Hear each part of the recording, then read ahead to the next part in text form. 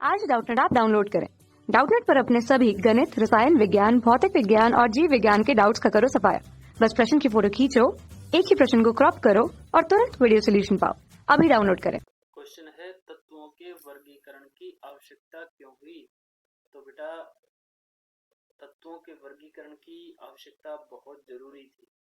इसलिए जरूरी थी कि ब्रह्मांड के अंदर जितने भी तत्व होते हैं, जितने भी तत्व हैं, वो आज तक 118 तत्व ज्ञात हैं और इनके भौतिक, रासायनिक, इनके जो क्रियाशीलता, इनके ऊर्जा, इनके बारे में एक जगह पता करना, उनको व्यवस्थित रूप में रखना बहुत आवश्यक था, ताकि हम समझ पाएं कि कौन से तत्व के साथ समानता दर्शाते हैं। अगर हमें समानता का पता लग जाए, हमें तत्वों की समानता का पता लग जाए, तो हमारे को पता लगने पर क्या होता है, हम क्या करते हैं, उससे क्या निष्कर्ष निकालते हैं, हम उन तत्वों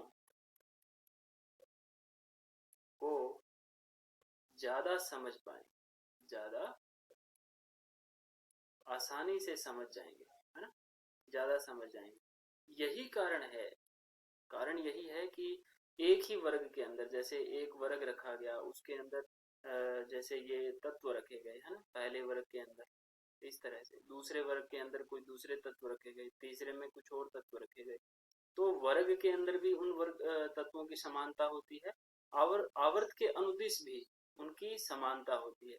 इसलिए उनको इस तरह से व्यवस्थित किया गया कि उन समानता के आधार पर उनकी जैसे क्रियाशीलता है या संयोजकता है, या उनके संयोजी कोष के इलेक्ट्रॉन है, या उनका आकार है, आकार का क्रम है, आकार में परिवर्तन है, कितना परिवर्तन हो रहा है, ये सब हम उस वर्गीकरण के आधार पर समझ सकें। ठीक है ना, इसलिए हमें तत्वों के वर्गीकरण की आवश्यकता बहुत जरूरी थी।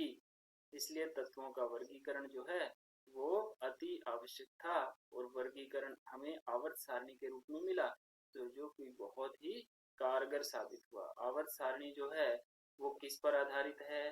परमाणु क्रमांक के बढ़ते क्रम के आधार पर है।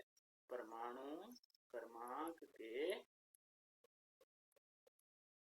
बढ़ते क्रम में तत्वों को रखा गया है। ठीक है ना बेटा? कक्षा 6 से 12वीं से लेकर नीट, IIT, JEE वो एडवांस के लेवल तक 1 करोड़ से ज्यादा छात्रों का भरोसा। आज ही डाउनलोड करें डाउटनेट ऐप या व्हाट्सएप करें अपने सारे डाउट्स 8400 400 400 पर।